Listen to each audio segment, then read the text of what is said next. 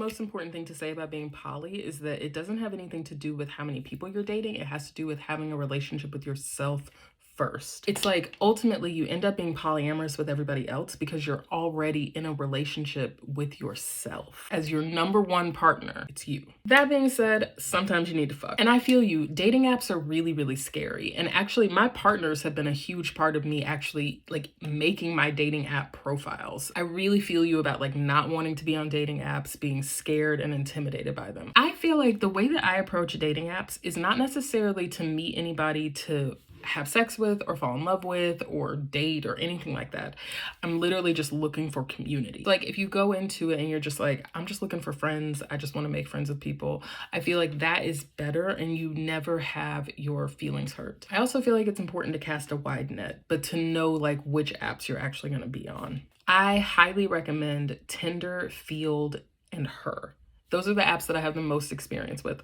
I've also used OkCupid. It's fine. I've used Lex.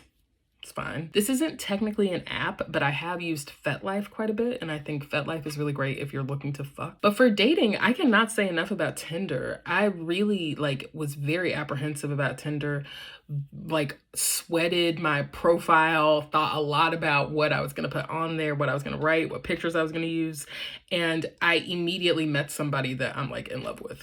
I feel like the most important thing is to get really clear with yourself about what you want and what you need, why you're on the app in general, and then let that lead the way for what you're going to put out into the world. And don't take it personally. Don't think that just because you don't match with somebody or you are matching with people that you don't like, it's not a big deal. I think the best way to meet people is just in your life. And you always meet people when you're not really looking for them. So I feel like the best thing if you really want to get out there is to just live your life and enjoy your time and go do things that make you feel good, because you'll meet the people that you want to meet when you're doing the things that you like to do. I was going to say, don't just start dating people because your partner is dating somebody, but sometimes that happens and I don't think it's that big of a deal.